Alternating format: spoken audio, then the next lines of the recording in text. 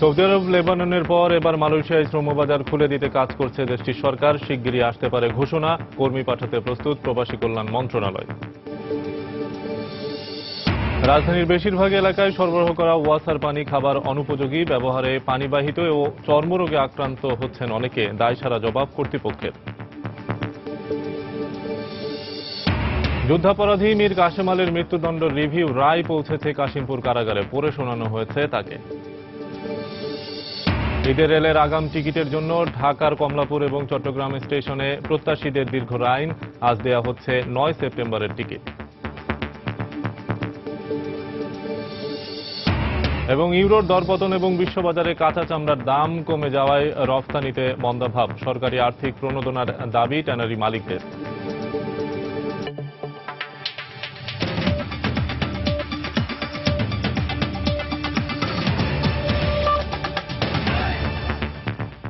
সময় সংবাদের সঙ্গে আছি আমি শফিক মোহাম্মদ। সৌদি আরব লেবাননের পর এবার শিগগিরই মালয়েশিয়ার শ্রমবাজার খুলে দেওয়ার ঘোষণা আসবে বলে জানিয়েছে জনশক্তি রপ্তানির খাতের ব্যবসায়ী ও সংশ্লিষ্ট কর্মকর্তারা। প্রক্রিয়া চূড়ান্ত করতে মালয়েশিয়ার সরকার কাজ করছে জানিয়ে ব্যক্তি খাতের ব্যবসায়ীরা চাহিদা অনুসারে কর্মী পাঠাতে মালয়েশিয়ার জন্য নতুন ডাটাবেজ করার পরামর্শ দিয়েছেন। এদিকে দেশটির পক্ষ থেকে জনশক্তি আমদানির ঘোষণা আসার সঙ্গে সঙ্গে কর্মী পাঠাতে সরকার প্রস্তুত বলে জানিয়েছেন প্রবাসী কল্যাণমন্ত্রী। পশুন আশিসের রিপোর্ট। 4 বছর বন্ধ থাকার পর সরকারি পর্যায়ে প্রায় 10 লাখ কর্মী পাঠানোর লক্ষ্যে 2012 সালে দুদেশ সম্মত হলেও তখন মালয়েশিয়া যাওয়ার সুযোগ পায় মাত্র 10,000 কর্মী। এ প্রক্রিয়া ব্যর্থ হওয়ার পর গত 18 ফেব্রুয়ারি ঢাকায় দুদেশের মধ্যে পুনরায় সমঝোতা স্মারক সই হয়। এ পর্যায়ে বিভিন্ন খাতে 15 লাখ কর্মী নেওয়ার লক্ষ্য নির্ধারণ করা হলেও মাত্র একদিনের ব্যবধানে সব দেশ থেকেই কর্মী নেওয়া বন্ধ ঘোষণা করে মালয়েশিয়া সরকার। তবে সকল জটিলতা দূর করে শিগগিরই বহুল প্রতীক্ষিত শ্রমবাজারটি পুনরায় খুলবে বলে প্রত্যাশা ব্যক্তি খাতের ব্যবসায়ীদের। নতুন অনলাইনে সিস্টেমটা চালু করবে, যার জন্য সারা পৃথিবী থেকেই লোক নেওয়া তারা বন্ধ করে দিচ্ছে। সিস্টেমটা আস্তে আস্তে ডেভেলপ করছে, ওদের এমপ্লয়ারদেরকে অ্যাপ্লিকেশন নিতেছে বাংলাদেশের লোক নেওয়ার জন্য। আমরা সোর্স কান্ট্রি হিসাবে অলরেডি ওখানে এনলিস্টেড, কিছু লোক ওখানে সোর্স কান্ট্রির অ্যাপ্রুভালও রিসিভ করছে। অপেক্ষা করতেছে যে কখন সিস্টেমটা অন হবে, তখন আমাদের বাংলাদেশ থেকে তারা লোক নেওয়া শুরু করবে। মালয়েশিয়ার বাজারে প্রায় 20 লাখ বাংলাদেশি কর্মীর চাহিদার কথা জানিয়ে তারা বলেন, চাহিদা মতো কর্মী পাঠাতে নতুন ডাটাবেস তৈরির পাশাপাশি পুরো প্রক্রিয়া শেষ না হওয়া পর্যন্ত সতর্কতামূলক ব্যবস্থা নিতে হবে সরকারকে। সবগুলি সেক্টরে ওনারা এখন লোক নেবেন। যদি প্লান্টেশন সেক্টরতে লোক যায় তাহলে ওনারা আগে ডাটাবেস থেকে লোক নিতে পারবেন। অন্যান্য যে সেক্টরগুলি আছে এগুলি তো আপনাকে নতুন নিতেই হবে, কারণ তখন ওগুলি কোনো ডাটাবেসে অন্তর্ভুক্ত করা হয় নাই। একটা কোম্পানির প্রয়োজন আছে হলো mason, carpenter, still fixer, electrician, engineer. ডাটাবেসে তো ওই লোকটা নাই, আপনি নেওয়ার তো সুযোগ নাই। এ বিষয়ে শিগগিরই সিদ্ধান্ত হবে এবং এবার শতভাগ স্বচ্ছ প্রক্রিয়া অনুসরণ করা হবে বলে জানিয়েছেন প্রবাসী কল্যাণ মন্ত্রণালয়ের অতিরিক্ত সচিব। আমরা নতুন করে একটা ইন্ডিকেশন পাচ্ছি, যদিও করেসপন্ডেন্স এখন অফিসিয়ালি নাই, কিন্তু খুবই আশার কথা যে ওদের যে টেকনিক্যাল টিম তারা আমাদের এখানে এসেছিল এবং আমাদের যে বিএমইটির টেকনিক্যাল টিম যেটা তাদের সঙ্গে একাধিকবার মিটিং করেছে। খুব অল্প সময়ের মধ্যে হয়তো এই মার্কেটটা খুলে যাবে, শীঘ্রই একটা ঘোষণা আসতে পারে। প্রবাসী কল্যাণ মন্ত্রী জানান, ঘোষণার সঙ্গে সঙ্গেই কর্মী পাঠাতে প্রস্তুত রয়েছে সরকার। তাদের নিজস্ব আভ্যন্তরীণ ব্যাপার, তাদের যদি শ্রমিকের দরকার হয় অবশ্যই আমাদের কাছে আসবে। এক্ষুনি দিতে চাইলে এক্ষুনি দিতে পারবো, আমরা রেডি আছি। তবে চূড়ান্ত ঘোষণার আগে কারোর সাথে অর্থ লেনদেন না করতে কর্মীদের প্রতি আহ্বান জানিয়েছেন প্রবাসী কল্যাণ মন্ত্রী। প্রসূন আশিস, সময় সংবাদ, ঢাকা। রাজধানীর বেশিরভাগ বাসাবাড়িতেও ওয়াসা সরবরাহ করা পানি খাবারের অনুপযোগী। পানিতে ময়লা এবং পোকামাকড় থাকার পরও জনসাধারণকে বাধ্য হয়ে ব্যবহার করতে হচ্ছে এই পানি। এই পানি ব্যবহারে পানিবাহিত এবং চর্মরোগে আক্রান্ত হচ্ছেন অনেক শিশু, কিশোর এবং নারী পুরুষ। কর্তৃপক্ষ বলছে ওয়াসার পাইপ বারবার কাটা ছেঁড়া করায় এবং মেয়াদ শেষেও না বদলানোই পানিতে ময়লা আসছে। নুরুল আলম নয়নের ক্যামেরায় বিস্তারিত জানাচ্ছেন শরীফুল ইসলাম। বলা হয়ে থাকে পানির অপর নাম জীবন। প্রতিদিনের রান্না, খাওয়া এবং গোসল সহ নিত্য কাজে পানির বিকল্প নেই। রাজধানীর যাত্রাবাড়ি, মিরপুর, খিলগাঁও, পুরান ঢাকা সহ বেশ কিছু এলাকায় সরেজমিনে গিয়ে দেখা যায় ওয়াসার পানি লালচে, কালো, ময়লা, নোংরা। পানি গন্ধ করে খাওয়া যায় না, আবার গোসল করা যায় না, এই নিয়ে সমস্যা। এমন গন্ধ পানি, কিন্তু করলাম না বাথরুমের থেকে খারাপ পানি, এরকম লাল যে আপনি ভাত রান্না করলে ভাতও লাল হয়। পানিটা একদম ঘোলাটে থাকে, যেটা আমাদের উজু করার সময় আমাদের খুব সমস্যা হয়ে যাচ্ছে। বাচ্চারা তো টাইফয়েড ডায়রিয়া ইত্যাদি রোগে ভুগছি। বাসার পানি খাওয়ার উপযোগী নয়, তাই দাঁড়াতে হচ্ছে পানি সংগ্রহের লাইনে। লাইন দীর্ঘ হওয়ায় মাঝে মাঝে ঘটছে হাতাহাতির ঘটনা। এক জায়গায় গেলে একটা কাপড় বিক্রি করতে পারি, তো বন্ধ করে দেয় 2 ঘন্টা, 2.5 ঘন্টা, 3 ঘন্টা রাখা লাগে। কারণ গেলে তো আবার দুপুর বেলা এটা বন্ধ করে দেয়। মাঝে মাঝে এই জায়গায় মনে করেন একটু কেঁচালো লাগে জায়গায় পানি পানি পানি ব্যাপার। এটা ওয়াসার যদি না এটারে দেখে তাহলে আমরা কার কাছে যাব, কারে বলবো আমরা? রাজধানীবাসীর প্রতিদিনের পানির চাহিদা 225 থেকে 230 কোটি লিটার। ওয়াসা বলছে উৎপাদন তারও বেশি। তবে কেন পানির সংকট? আমরা জানি কয়েকটা বাসায় আছে তাদের কোনো রিজার্ভার নাই, তো যখনই কলে পানি নেই তখনই তারা চিৎকার করে। কই আমার বাসায় তুমি কোনদিন চিৎকার করতে হয় না কেন? আমার বাসায় যে বিরাট রিজার্ভার, তাতে বললাম তো একদিন পানি নিলে দ্বিতীয় দিন কোনোদিনও আমার আর পানি নিতে হয় না, বরঞ্চ বন্ধ করে রাখি। যেই পাইপ অজস্র ফুটো, সেই পাইপ দিয়ে আপনি কি করে নিশ্চয়তা দিবেন যারা আপনার বাসার যে রিজার্ভারটা আছে সেটা গত 6 বছর একবার ধুইছে কেউ? ওইটার মধ্যে তো আপনি গিয়ে দেখেন এতটা পোকা আছে। মাটির নিচের পানির নির্ভরতা কমিয়ে নদী, জলাশয় সহ প্রাকৃতিক উৎস থেকে পানি সংগ্রহেও কাজ করছে ওয়াসা। যেহেতু আমরা হাত দিয়েছি সমস্ত পানির পাইপগুলোকে চেঞ্জ করবো, এই সমস্যাটার সমাধান হয়ে যাবে। শহীদুল ইসলাম, সময় সংবাদ, ঢাকা। যুদ্ধাপরাধী জামাত নেতা মীর কাশেম আলীর রিভিউ রায় কাশিমপুর কারাগারে পৌঁছেছে। সকালে কারাগারের কন্ডেম সেলে তাকে রায় পড়ে শোনানো হয় বলে জানিয়েছে কারা কর্তৃপক্ষ। গতকাল সন্ধ্যায় আন্তর্জাতিক অপরাধ ট্রাইব্যুনাল থেকে লাল কাপড়ে মোড়ানো রায়ের কপি নিয়ে কারাগারে যান ট্রাইব্যুনালের একটি প্রতিনিধি দল। রাত 9টার দিকে ঢাকা জেলার একজন নির্বাহী ম্যাজিস্ট্রেটের উপস্থিতিতে ট্রাইব্যুনালের প্রতিনিধি দল রায়ের কপি কেরানীগঞ্জে ঢাকা কেন্দ্রীয় কারাগার কর্তৃপক্ষের কাছে হস্তান্তর করে। এর আগে বিকেল 5টার পর 29 পৃষ্ঠার রিভিউ রায় সুপ্রিম কোর্ট থেকে প্রকাশের পর পাঠানো হয় ট্রাইব্যুনালে। কেন্দ্রীয় কারাগার থেকে গাজীপুরের কাশিমপুর কারাগারে রায়ের কপি পাঠানো হয়। রায় শোনার পর কাশেম আলী চাইলে রাষ্ট্রপতির কাছে প্রাণভিক্ষার আবেদন করতে পারবেন। তিনি এই প্রাণভিক্ষার আবেদন করলে রাষ্ট্রপতির সিদ্ধান্তের পর পরবর্তী কার্যক্রম গ্রহণ করা হবে। আর প্রাণভিক্ষা না চাইলে সরকারের নির্বাহী আদেশে যুদ্ধাপরাধী এই জামায়াত নেতার মৃত্যুদণ্ড যে কোনো সময় কার্যকর হবে। এর আগে জামায়াত নেতা মীর কাশেম আলীর রিভিউ আবেদন খারিজ করে মৃত্যুদণ্ড বহাল রাখেন আপিল বিভাগ। প্রধান বিচারপতি এস.কে. সিনহার নেতৃত্বে আপিল বিভাগের 5 সদস্যের বেঞ্চ গতকাল এই রায় দেন। রায়ে সন্তোষ প্রকাশ করে অ্যাটর্নি জেনারেল বলেন, রাষ্ট্রপতির কাছে প্রাণভিক্ষা না চাইলে রায় কার্যকরে আর কোনো বাধা থাকছে না। অন্যদিকে আসামি পক্ষ বলছে মিথ্যা সাক্ষ্যের ভিত্তিতে দেয়া হয়েছে এই রায়। খান মোহাম্মদ রুমেলের রিপোর্ট। জামায়াতের শুরা কমিটির সদস্য ও আলবদর নেতা যুদ্ধাপরাধী মীর কাশেম আলীর চূড়ান্ত রায় ঘোষণার পূর্ব নির্ধারিত দিন ছিল মঙ্গলবার। আর এ লক্ষ্যে আদালত এলাকা জুড়ে নেওয়া হয় কড়া নিরাপত্তা ব্যবস্থা। 71-এ কিশোর মুক্তিযোদ্ধা জসিম সহ 6 জনকে হত্যা এবং রঞ্জিত দাস ও টন্টু সেনকে হত্যার দায়ে 2014 সালের 30শে নভেম্বর মীর কাশেম আলীকে মৃত্যুদণ্ড এবং অন্য অভিযোগগুলোতে বিভিন্ন মেয়াদে কারাদণ্ড দেয় আন্তর্জাতিক অপরাধ ট্রাইব্যুনাল। এ রায়ের বিরুদ্ধে কাশেম আলী আপিল করলে উভয় পক্ষের দীর্ঘ শুনানি শেষে 8ই মার্চ কিশোর মুক্তিযোদ্ধা জসিম সহ 6 জনকে হত্যার দায়ে মৃত্যুদণ্ড বহাল এবং বাকি 6টি অভিযোগে বিভিন্ন মেয়াদে কারাদণ্ড দেন আপিল বিভাগ। আপিল বিভাগের পূর্ণাঙ্গ রায় প্রকাশ হলে 6 জুন কাশেম আলীর বিরুদ্ধে মৃত্যু পরোয়ানা জারি হয়। তবে 19শে জুন জামায়াতের অর্থের যোগানদাতা এই যুদ্ধাপরাধী রিভিউ করেন। এর 66 দিন পর শুনানি শুরু হয়ে 2 কার্যদিবস শুনানির পর মঙ্গলবার রায় ঘোষণার দিন ধার্য করেন আদালত। এই রিভিউ পিটিশনের রায়ের বিষয়টি তাকে অবহিত করা হবে এবং তিনি যদি মনে করেন যে তিনি রাষ্ট্রপতির কাছে প্রাণ ভিক্ষা চাইবেন, সেই ক্ষেত্রে তার দরখাস্ত রাষ্ট্রপতির কাছে প্রেরণ করা হবে এবং রাষ্ট্রপতির সিদ্ধান্তের পরেই তার দণ্ড কার্যকর করার প্রক্রিয়াটা চালু হবে। এদিকে আসামি পক্ষের আইনজীবীর দাবি, মিথ্যা সাক্ষ্যের ভিত্তিতে সাজা দেওয়া হয়েছে মীর কাশেমকে। যে সাক্ষ্য প্রমাণ আছে তাতে সরাসরি মীর কাশেম আলী সাহেব জড়িত এমন কোনো সাক্ষ্য প্রমাণ নাই। মিথ্যা অভিযোগ দিয়ে মিথ্যা সাক্ষ্য প্রমাণ উপস্থাপন করে এই সাজা নেওয়া হয়েছে। 2012 সালের 17 জুন মানবতা বিরোধী অপরাধের মামলায় গ্রেফতার করা হয় মীর কাশেম আলীকে। রিভিউ নিষ্পত্তির মাধ্যমে সব আইনি লড়াই শেষ হওয়ায় এখন শুধু দোষ স্বীকার করে রাষ্ট্রপতির কাছে প্রাণভিক্ষার আবেদনের সুযোগ রয়েছে মীর কাশেম আলীর। মীর কাশেম আলীর এই মামলাটি নিয়ে মানবতা বিরোধী অপরাধের 6টি মামলার রিভিউ নিষ্পত্তি হলো। 71-এর মহান মুক্তিযুদ্ধের সময় নৃশংসতার কারণে বাঙালি খান হিসেবে কুখ্যাতি পাওয়া কাশেম আলীর বিরুদ্ধে যুদ্ধাপরাধের বিচার প্রক্রিয়াকে বিতর্কিত করার জন্য লবিস্ট নিয়োগের অভিযোগও রয়েছে। তবে রিভিউর রায়েও চূড়ান্ত সাজা বহাল থাকায় সেই সত্যটি আবারও প্রতিষ্ঠিত হলো, আইনের চোখে সবাই সমান। খান মোহাম্মদ রুমেল, সময় সংবাদ, ঢাকা। প্রধানমন্ত্রী শেখ হাসিনা বলেছেন, মৃত্যুদণ্ডপ্রাপ্ত যুদ্ধাপরাধীদের যারা একসময় মন্ত্রী বানিয়েছিল তাদেরও দৃষ্টান্তমূলক শাস্তি হওয়া দরকার। গতকাল রাজধানীর খামারবাড়িতে কৃষিবিদ ইনস্টিটিউশনে জাতীয় শোক দিবস উপলক্ষে আলোচনা সভায় প্রধানমন্ত্রী এই কথা বলেন। তিনি বলেন, ৭৫-এ বঙ্গবন্ধুকে সপরিবারে হত্যার পর শুরু হয় ক্ষমতা দখলের পালা।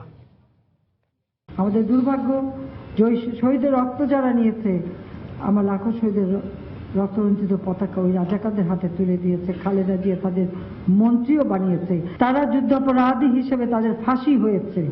আজকে দেশে মানুষের মাঝে এই সচেতনতায় সৃষ্টি করতে হবে যে যারা ওই জিয়া এবং খালেদা জিয়া, যারা এই যুদ্ধ অপরাধী হিসেবে সাজাপ্রাপ্ত, তাদের যারা মন্ত্রী বানিয়েছে তাদের বিচার প্রকাশ্য জনগণের সামনে হওয়া দরকার। সেই জঙ্গিরা যখন নিহত হয় তখন তাদের জন্য মায়া কান্না খালেদা জিয়ার কোত্থেকে আসে সেটাও আমার প্রশ্ন। তাদের কেন মারা হলো, তাদের কেন বাঁচিয়ে রাখা হলো না? বলে এটা পেলে পরে শিকড়ের সন্ধান। শিকড়ের তো সন্ধান করা লাগে না, যিনি ওদের পক্ষে ছাপাই গাইছেন শিকড়টা যে ওখান থেকে আসে কিনা কারণ সেটা তদন্ত করে বের করতে হবে। একদিন জন্মালে মরতেই হবে, সেটা আমরা জানি, কিন্তু যতক্ষণ জীবন আছে দেশের মানুষের কল্যাণে কাজ করে যাব। সময় সংবাদে আরো থাকছে। যশোরে ৩ উপজেলায় পানিবন্দী লাখ লাখ মানুষের দুর্ভোগ চরমে। জলাবদ্ধতা রোধে পদক্ষেপ নেই সংশ্লিষ্টদের, অভিযোগ অস্বীকার প্রশাসকের। কোরবানি ঈদ উপলক্ষে আজ দেওয়া হচ্ছে ৯ সেপ্টেম্বরের ট্রেনের আগাম টিকিট। সকাল ৮টায় শুরু হয় টিকিট বিক্রি। এদিকে সোনার হরিণ একটি টিকিটের জন্য গতকাল বিকেল থেকেই স্টেশনে ভিড় করেন টিকিট প্রত্যাশীরা। এই মুহূর্তে কমলাপুর রেলওয়ে স্টেশনে আছেন রিপোর্টার শাফিন জাহিদ এবং চট্টগ্রাম রেলওয়ে স্টেশনে আছেন কমল দে। আমরা সরাসরি চলে যাচ্ছি তাদের কাছে। প্রথমেই চলে যাচ্ছি শাফিন জাহিদের কাছে। শাফিন, শফিক, আপনি জানেন যে গত 2 দিন ধরে কিন্তু ঈদুল আজহা উপলক্ষে ট্রেনের অগ্রিম টিকিট ছাড়া হয়েছে। আজ কিন্তু দেওয়া হচ্ছে আগামী 9 সেপ্টেম্বরের টিকিট, অর্থাৎ আগামী আর 2 দিন কিন্তু রেলের অগ্রিম টিকিট বিক্রি হবে। আজকে 9 সেপ্টেম্বর টিকিট দেওয়া হলে আগামীকাল দেওয়া হবে 10 সেপ্টেম্বর টিকিট এবং আগামী পরশুদিন 11 সেপ্টেম্বর টিকিট। আপনাকে যদি একটু চিত্র দেখাই, আপনি দেখতেই পাচ্ছেন যে করিডোর যতটুকু আছে তা তো সম্পূর্ণভাবেই ভরে গিয়েছে, মানুষের কানায় কানায় পরিপূর্ণ হয়েছেই। এছাড়াও কিন্তু রাস্তায় পর্যন্ত মানুষ গিয়ে ঠেকেছে, যারা লাইন ধরে দাঁড়িয়েছে। এদের মধ্যে কিন্তু অধিকাংশই গতকাল রাত থেকে এখন পর্যন্ত কিন্তু অপেক্ষা করছেন কাঙ্ক্ষিত টিকিট পাওয়ার জন্য। আজকে সকাল 8টা থেকে যদিও আগামী 9 সেপ্টেম্বর টিকিট দেওয়া শুরু করেছে এবং আজকের এই টিকিট দেওয়া শেষ হবে আজকে বিকাল 5টা পর্যন্ত। একটা বিষয় জানিয়ে রাখি যে এক একজন ব্যক্তি সর্বোচ্চ 4টি করে টিকিট পাবেন এবং যে টিকিটগুলো বিক্রিত টিকিট যেগুলো ফেরত দেওয়া হবে না, এবং প্রতিদিনই কিন্তু এই টিকিট বিক্রি হবে সকাল 8টা থেকে 5টা পর্যন্ত। এবার ঈদ উপলক্ষে কিন্তু প্রায় 43,000 টিকিট বিক্রি করা হবে কমলাপুর রেল স্টেশন থেকে। আর এছাড়াও কিন্তু 42% অতিরিক্ত স্ট্যান্ডিং টিকিট বা দাঁড়ানোর টিকিট বিক্রির পরিকল্পনা রয়েছে বলে আমরা জানতে পেরেছি। শফিক, আরেকটি বিষয় জানিয়ে রাখি যে আগামী 1 সেপ্টেম্বর এবং 2 সেপ্টেম্বর অর্থাৎ আর 2 দিন ট্রেনের অগ্রিম টিকিট বিক্রি হবে। পরবর্তীতে আর 2 দিন পরবর্তীতে আগামী 5 সেপ্টেম্বর থেকে কিন্তু ট্রেনের ফিরতে টিকিট পাওয়া যাবে বলে আমরা জেনেছি। এখন পর্যন্ত যে খবর জানি আমরা শফিক, সেটা হচ্ছে 220টি ইঞ্জিন ব্যবহার করে এবার ঈদে বিভিন্ন রুটে কিন্তু ট্রেনের সার্ভিস যাওয়া হবে। আমি এখানে এসে যাত্রীদের সাথে অনেকের সাথে কথা বলেছি, তারা বলেছে যে সকাল থেকে গতকাল রাত থেকে অধীর আগ্রহে তারা অপেক্ষা করেছেন। অনেকে এসেছেন সকাল থেকে, বিশেষ করে গতকাল রাত থেকে যারা এসেছেন তারা বিভিন্ন ধরনের ভিডিও গেমস খেলে কিংবা অনেকে আবার বলেছেন লুডো খেলেও সময় পার করছেন, কিংবা অনেকেই আবার যারা টিকিট পেয়েছেন তারা তো অনেক হাসি মুখে বাড়ি ফিরে যাচ্ছেন। এই বিষয়গুলো আমরা জানতে পেরেছি। আর একটা বিষয় জানিয়ে রাখি যে ঈদের পর্বে ঢাকা চট্টগ্রাম ঢাকায় একজন নতুন বিরতিহীন আন্তনগর ট্রেন চালু করার কথা রয়েছে আমরা জানতে পেরেছি। আপনি দেখতে পাচ্ছেন নারীদের কিন্তু একটা বড় লাইন এখানে আমরা দেখতে পেরেছি, যারা কিনা এই গতকালকে থেকে অপেক্ষা করছে। আরেকটা বিষয় হচ্ছে এইসব নারীদের জন্য কিন্তু একটি মাত্র লাইন আমরা দেখতে পেরেছি এবং কয়েকটি লাইনে কিন্তু একটি মাত্র কাউন্টারে নারীদের জন্য টিকিট দেওয়া হয়েছে। তো এখন পর্যন্ত মোটামুটি কমলাপুর রেলওয়ে স্টেশন থেকে আমার কাছে এই ছিল অগ্রিম টিকিট বিক্রির সবশেষ খবর। আমি শফিক এখন চলে যাচ্ছি চট্টগ্রামে, সেখানে আছেন আমাদের সহকর্মী কমল দে।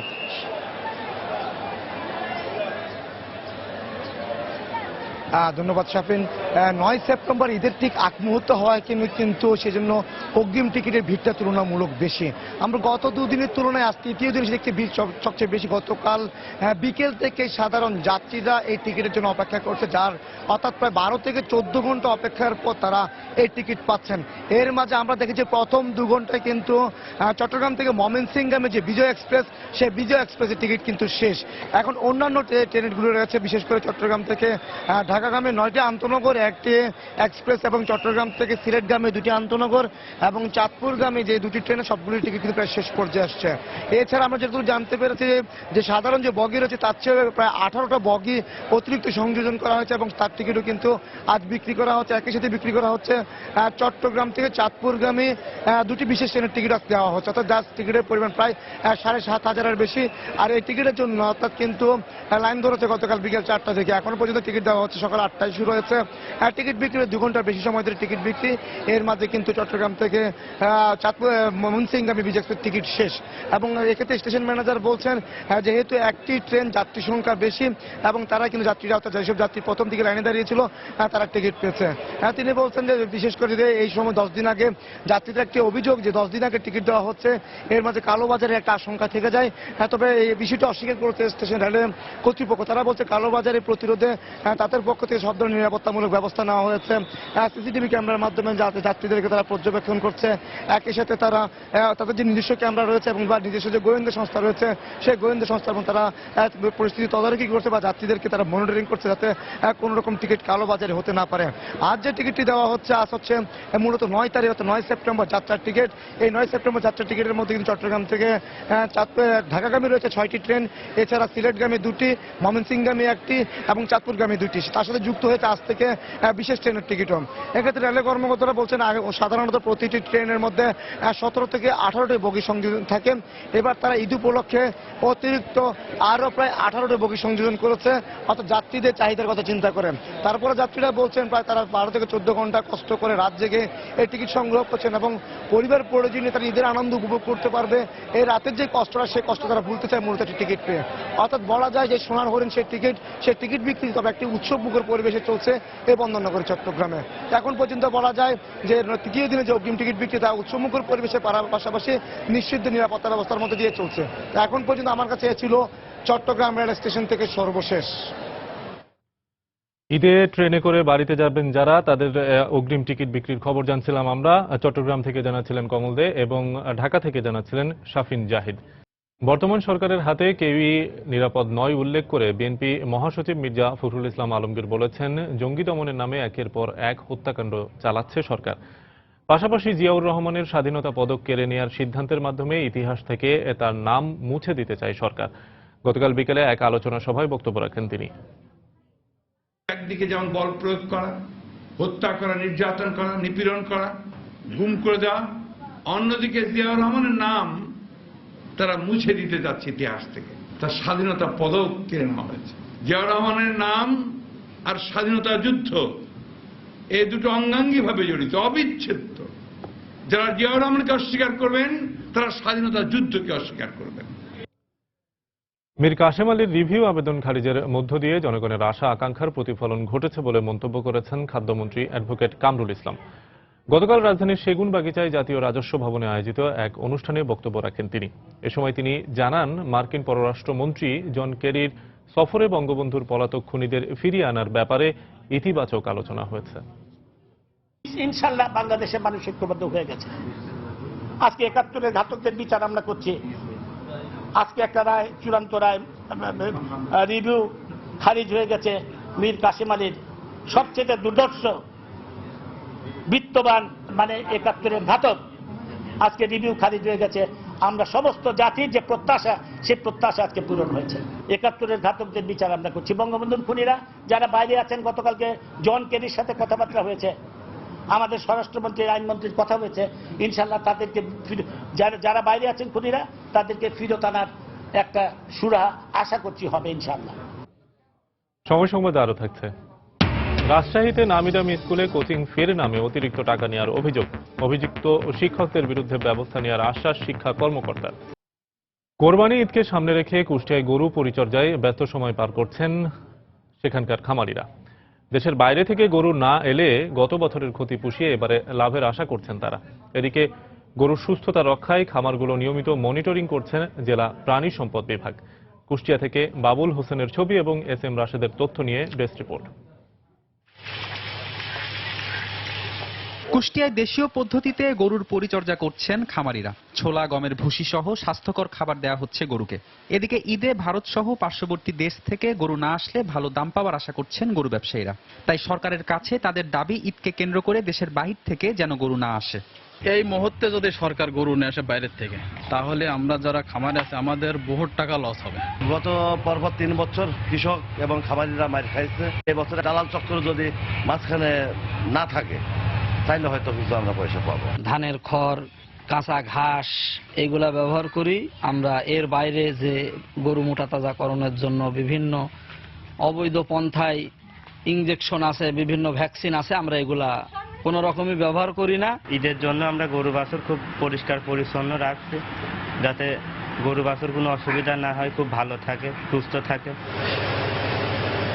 এদিকে গরু মোটা তাজা করায় ক্ষতিকর কোনো ওষুধ ব্যবহার করা হচ্ছে কিনা তা নজরদারিতে রাখার কথা জানালেন জেলা প্রাণী সম্পদ কর্মকর্তা। খামারগুলোতে আমরা কিন্তু নিয়মিত মনিটরিং করছি, যাতে কৃষক ভাইরা বা খামারিরা কোনো অবৈধ, বিশেষ করে স্টেরয়েড জাতীয় ওষুধ গোখাদ্যের সঙ্গে মিশিয়ে না খাওয়াতে পারে। এবং আমরা কোরবানি ঈদকে সামনে রেখে এখন থেকে হাট বাজারগুলোতে মনিটরিং করছি, সেখানে নিরাপদে এবং সুস্থ গরু কিনতে পারে সেজন্য আমাদের ভেটেরিনারি মেডিকেল টিম কোরবানি আগের দিন পর্যন্ত কাজ করবে।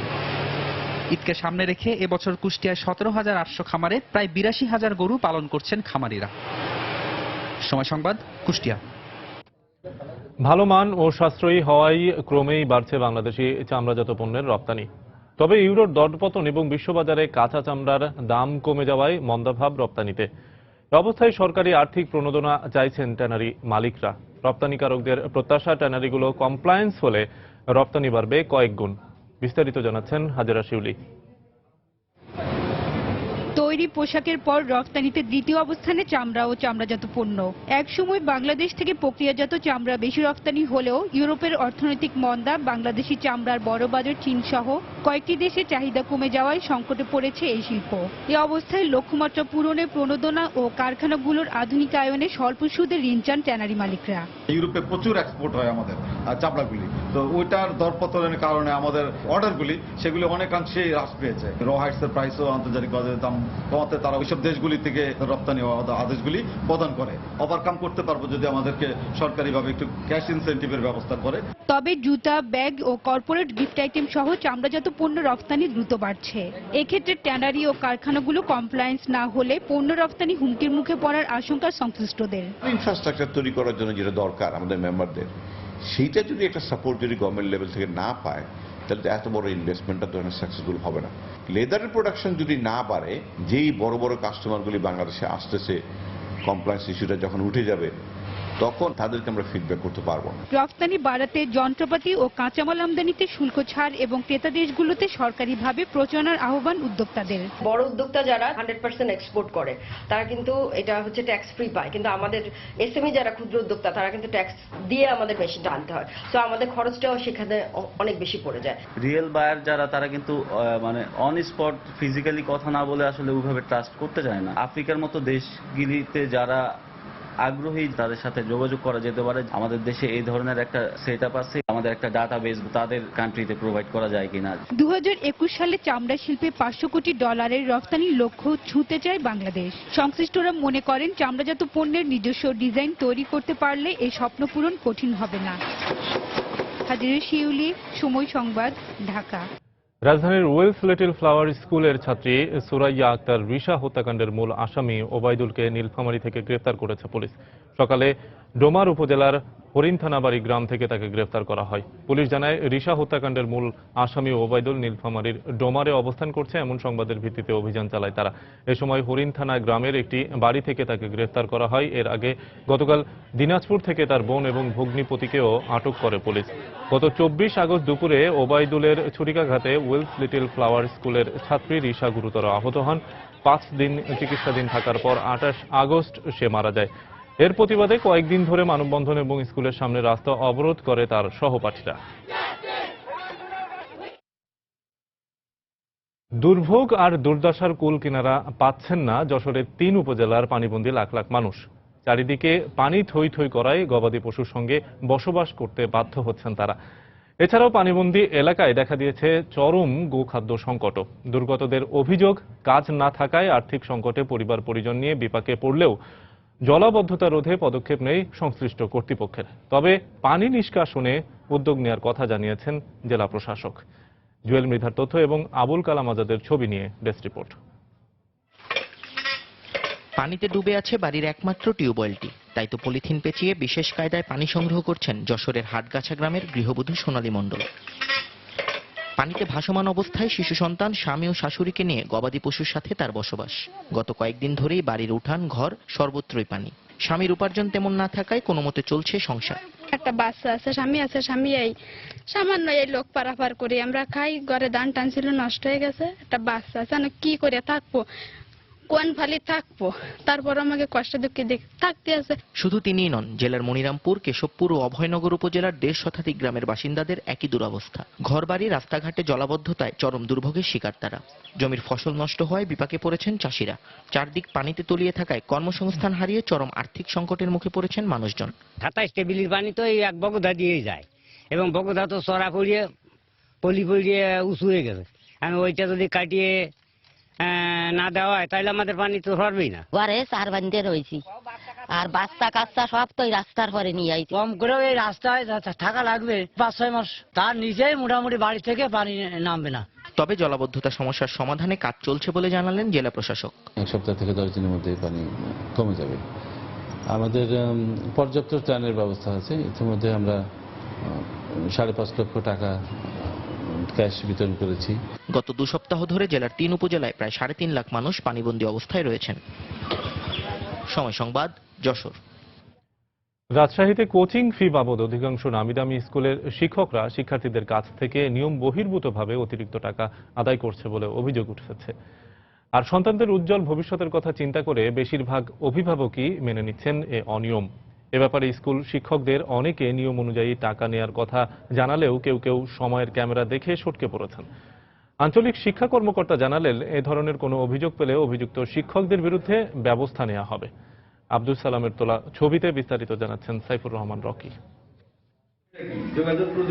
অধিকাংশ স্কুলে ক্লাসরুম ভর্তি শিক্ষার্থীদের একসাথে পাঠদানের ফলে যেমন তাদের শতভাগ মনোযোগ দেওয়াটা সম্ভব হয় না, তেমনি শিক্ষকদের জন্য কষ্টকর সবাইকে বোঝানোটা।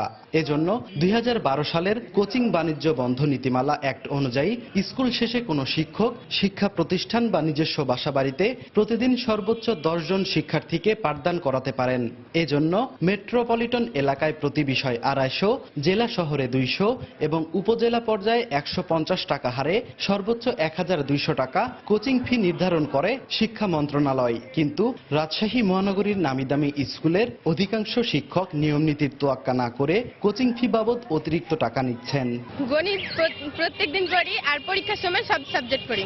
যথেষ্ট আমাদের আর্থিক সমস্যা সবকিছু দেখে স্যাররা মেনটেন করে নেয়। তবে স্কুল শিক্ষকদের কেউ কেউ বিষয়টি অস্বীকার করলেও অনেকে ক্যামেরার সামনে কথা বলতে রাজি হননি। স্কুল টাইমের বাইরে অতিরিক্ত ক্লাস হিসাবে বাচ্চাদের যেভাবে কেয়ার নিতে হয় আমরা সেটাই নিই। কেউ তাকে 100 টাকা দেয়, কেউ 150 টাকা দেয়, সর্বোচ্চ 200 টাকা দেয়। তবে আঞ্চলিক এই শিক্ষা কর্মকর্তা জানালেন, নীতি বহির্ভূতভাবে বাড়তি টাকা নেয়ার অভিযোগ পেলে অভিযুক্ত শিক্ষকের বিরুদ্ধে ব্যবস্থা নেওয়া হবে। যদি এরকম কোনো অভিযোগ পাওয়া যায় যে তারা এই নীতিমালার পরিপন্থী কোনো কাজ করছেন, সেই ক্ষেত্রে আমরা তাদের তদন্ত করে তাদের বিরুদ্ধে বিভাগীয় ব্যবস্থা নিব। রাজশাহী অঞ্চলে প্রায় 5000 স্কুলে 20,63,000 শিক্ষার্থীকে পাঠদানের জন্য রয়েছে 78,000 শিক্ষক। সাইফুর রহমান রকি, সময় সংবাদ, রাজশাহী। আধুনিক বাংলা কবিতার অন্যতম কবি শহীদ কাদরীর মরদেহ ঢাকায় পৌঁছেছে। সকাল 9:30টার দিকে তার মরদেহ নিউ ইয়র্ক থেকে একটি ফ্লাইটে হযরত শাহজালাল আন্তর্জাতিক বিমানবন্দরে এসে পৌঁছে। বিমানবন্দর থেকে তার মরদেহ নেওয়া হয় বাড়িধারার একটি বাসায়। সেখানে কিছুক্ষণ রাখার পর সর্বসাধারণের শ্রদ্ধা নিবেদনের জন্য মরদেহ নেওয়া হবে কেন্দ্রীয় শহীদ মিনারে। দুপুরে ঢাকা বিশ্ববিদ্যালয়ের কেন্দ্রীয় মসজিদে জানাজা শেষে মিরপুর শহীদ বুদ্ধিজীবী কবরস্থানে কবিকে দাফন করার কথা রয়েছে। গত রোববার নিউ ইয়র্ক সময় সকাল 7টায় ম্যানহ্যাসেটের নর্থ শোর হাসপাতালে মারা যান কবি শহীদ কাদরী। যুক্তরাষ্ট্রের টেক্সাসে সড়ক দুর্ঘটনায় নিহত হয়েছেন সঙ্গীত শিল্পী আলী ইমামের ছেলে নিউ ইয়র্ক প্রবাসী মাহবুবুল সৌরভ এবং তার স্ত্রী সাফিনা সৌরভ। নিহত সৌরভ দম্পতির গ্রামের বাড়ি বাংলাদেশের টাঙ্গাইলে। দুর্ঘটনায় তাদের সন্তান সাদাব সৌরভও আহত হয়। তাদের অবস্থা আশঙ্কাজনক। রোববার রাতে টেক্সাসের নরমাঙ্গি শহরে সৌরভকে বহনকারী প্রাইভেট কারকে অপর একটি প্রাইভেট কার ধাক্কা দিলে এই দুর্ঘটনা হয়। অপর গাড়ি চালকও ঘটনাস্থলেই নিহত হন। ওই দম্পতি সপরিবারে টেক্সাসে বেড়াতে গিয়েছিলেন। দেশের বাইরের খবর। সন্ত্রাসের বিরুদ্ধে লড়াইয়ে অন্য দেশের সঙ্গে পাকিস্তানেরও যোগ দেওয়া উচিত বলে মন্তব্য করেছেন মার্কিন পররাষ্ট্রমন্ত্রী জন কেরি। একই সঙ্গে নিউ ইয়র্কে আগামী মাসে যুক্তরাষ্ট্র, ভারত এবং আফগানিস্তানের মধ্যে অনুষ্ঠেয় আলোচনার কারণে ইসলামাবাদের বিচ্ছিন্ন ভাবার কোনো অবকাশ নেই বলেও জানান তিনি।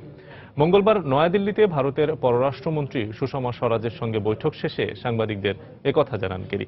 এ সময় 2008 সালে মুম্বাই হামলা এবং গত জানুয়ারিতে পাঞ্জাবের বিমান ঘাঁটিতে সন্ত্রাসী হামলার বিচার হওয়া উচিত বলেও মন্তব্য করেন মার্কিন পররাষ্ট্রমন্ত্রী।